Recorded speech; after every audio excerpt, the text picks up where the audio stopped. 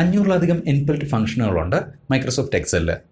500-ലധികം Excel ഫംഗ്ഷനുകളിൽ ഏറ്റവും കൂടുതൽ ഉപയോഗിക്കപ്പെടുന്ന 10 ഫംഗ്ഷനുകളിലൊന്നാണ് സമ്മി ഫംഗ്ഷൻ.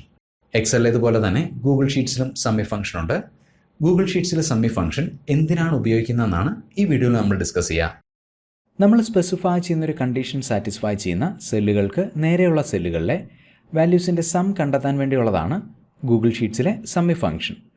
ഉദാഹരണത്തിന് ഈ കാണുന്ന ടേബിൾ നോക്കുക.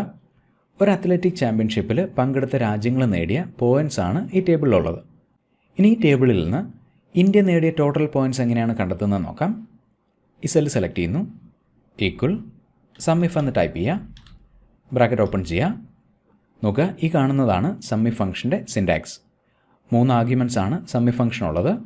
ഒന്നാമത്തെ ആർഗ്യുമെൻറ്റ് റേഞ്ച്, രണ്ടാമത്തേത് ക്രൈറ്റീരിയൻ, മൂന്നാമത്തേത് സം റേഞ്ച്. ഇവിടെ ക്രൈറ്റീരിയൻ എന്നത് ഇന്ത്യ എന്ന രാജ്യമാണ്. ഇന്ത്യ എന്ന ക്രൈറ്റീരിയൻ ഇവാലുവേറ്റ് ചെയ്യേണ്ടത് രാജ്യങ്ങളുടെ പേരുകൾ കൊടുത്തിട്ടുള്ള ഈ കാണുന്ന സെല്ലുകളിലാണ്. സോ ഒന്നാമത്തെ ആർഗ്യുമെൻറ്റ് റേഞ്ച് എന്നത് രാജ്യങ്ങളുടെ പേരുകൾ കൊടുത്തിട്ടുള്ള ഈ കാണുന്ന സെല്ലുകളാണ്.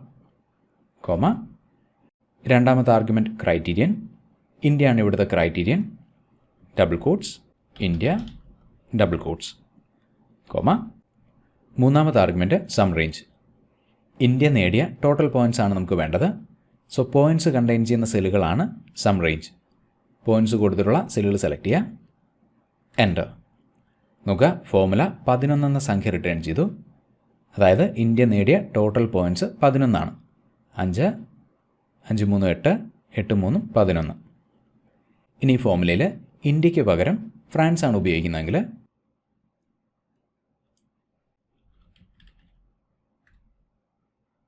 നോക്കുക, ഫ്രാൻസ് നേടിയ ടോട്ടൽ പോയിൻറ്റ്സ് ഫോർമുല റിട്ടേൺ ചെയ്തു.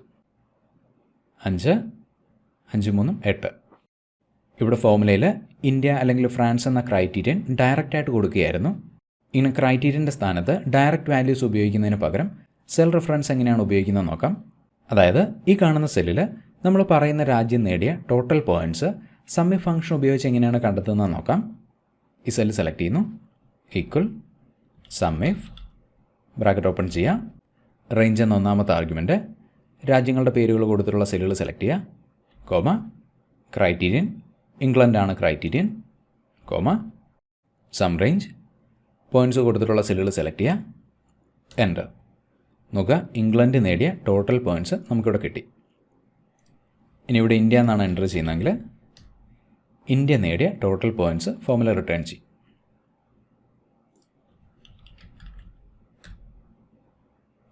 വളരെ പെട്ടെന്ന് മറ്റൊരു ഉദാഹരണം കൂടെ നോക്കാം. വീണ്ടും ഒരു പോയിൻറ്റ്സ് ടേബിൾ. ഇനി ഈ പോയിൻറ്റ്സ് ടേബിൾ ഉപയോഗിച്ചിട്ട് 2 കാര്യങ്ങളാണ് നമ്മൾ ചെയ്യേണ്ടത്. ഒന്ന്, create A unique list of countries. അതായത് രാജ്യങ്ങളുടെ പേരുകൾ കൊടുത്തിട്ടുള്ള ഈ കോളത്തിൽ നിന്ന് രാജ്യങ്ങളുടെ ഒരു യുണീക്ക് ലിസ്റ്റ് ക്രിയേറ്റ് ചെയ്യാം. 2, find the total points of each country. അതായത് ഓരോ രാജ്യവും നേടിയ ടോട്ടൽ പോയിൻറ്റ്സ് കണ്ടെത്തുക. ആദ്യം രാജ്യങ്ങളുടെ ഒരു യുണീക്ക് ലിസ്റ്റ് ക്രിയേറ്റ് ചെയ്യാനായിട്ട് ഈക്വൽ യുണീക്ക് ഫംഗ്ഷൻ ഉപയോഗിക്കുന്നു. ബ്രാക്കറ്റ് ഓപ്പൺ ചെയ്യുക, രാജ്യങ്ങളുടെ പേരുകളുള്ള സെല്ലുകൾ സെലക്ട് ചെയ്യുക, ബ്രാക്കറ്റ് ക്ലോസ് ചെയ്യുക, എൻ്റർ. നോക്കുക, രാജ്യങ്ങളുടെ ഒരു യുണീക്ക് ലിസ്റ്റ് ഇവിടെ കിട്ടി. ഇനി ഓരോ രാജ്യവും നേടിയ ടോട്ടൽ പോയിൻറ്റ്സ് കണ്ടെത്താനായിട്ട് ഈക്വൽ സമ്മിഫ്, ബ്രാക്കറ്റ് ഓപ്പൺ ചെയ്യുക, ഒന്നാമത്തെ ആർഗ്യുമെൻറ്റ് റേഞ്ച്. ഇവിടെ റേഞ്ച് എന്നത് രാജ്യങ്ങളുടെ പേരുകൾ കൊടുത്തിട്ടുള്ള സെല്ലുകളാണ്. ഇനി ഈ സെൽ റെഫറൻസിനെ അബ്സല്യൂട്ട് റെഫറൻസ് ആക്കി മാറ്റാനായിട്ട് F4 എന്ന ഫംഗ്ഷൻ കീ പ്രസ് ചെയ്യാം. നോക്കുക, സെൽ റെഫറൻസുകൾക്കിടയിൽ $സൈൻ ആഡ് ചെയ്യപ്പെട്ടു. സെൽ റെഫറൻസുകൾ അബ്സല്യൂട്ട് റെഫറൻസ് ആയിട്ട് മാറി. ഇവിടെ നമ്മൾ ക്രിയേറ്റ് ചെയ്യുന്ന ഫോർമുല താഴേക്ക് കോപ്പി ചെയ്യുമ്പോൾ ഈ റേഞ്ച് ചേഞ്ച് ചെയ്യാതിരിക്കാനായിട്ടാണ് ഇങ്ങനെ സെൽ റെഫറൻസുകളെ അബ്സല്യൂട്ട് റെഫറൻസ് ആക്കി മാറ്റുന്നത്.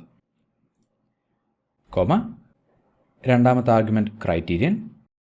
ഏത് രാജ്യത്തിനാണോ ടോട്ടൽ പോയിൻറ്റ്സ് കിട്ടേണ്ടത് ആ രാജ്യത്തിൻ്റെ പേര് കൊടുത്തിട്ടുള്ള സെല്ല് സെലക്ട് ചെയ്യുന്നു, കോമ മൂന്നാമത്തെ ആർഗ്യുമെൻറ്റ് സം റേഞ്ച്.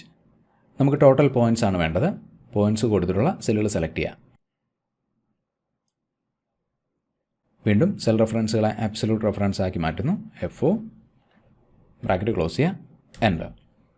നോക്കുക, നമ്മൾ എഴുതിയ ഫോർമുല താഴെയുള്ള സെല്ലുകളിലേക്ക് ഓട്ടോ ഫില്ല് ചെയ്യുന്നതിനായിട്ട് ഗൂഗിൾ ഷീറ്റ്സ് സജസ്റ്റ് ചെയ്യുന്നുണ്ട്. ഈ ടിക്ക് ബട്ടണിൽ ക്ലിക്ക് ചെയ്ത് കഴിഞ്ഞാൽ ഫോർമുല ഓട്ടോ ഫില്ല് ചെയ്യപ്പെടും.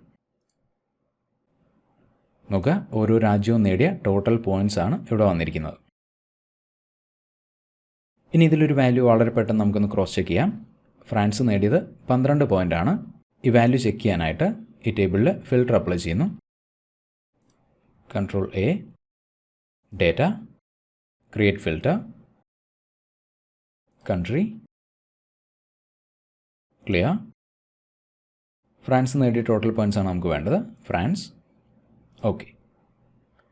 നോക്കുക, 5, 8, 11, 12.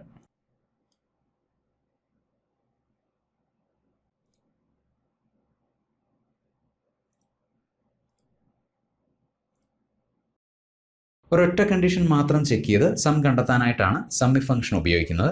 ഒന്നിലധികം കണ്ടീഷൻസ് ചെക്ക് ചെയ്യണമെങ്കിൽ അവിടെ SUMIF ഫംഗ്ഷനാണ് ഉപയോഗിക്കേണ്ടത്. ഗൂഗിൾ ഷീറ്റ്സിലെ SUMIF ഫംഗ്ഷനെ കുറിച്ച് മറ്റൊരു വീഡിയോയിൽ നമുക്ക് ഡിസ്കസ് ചെയ്യാം. അതുവരേക്കും thank you for watching and wish you A great day.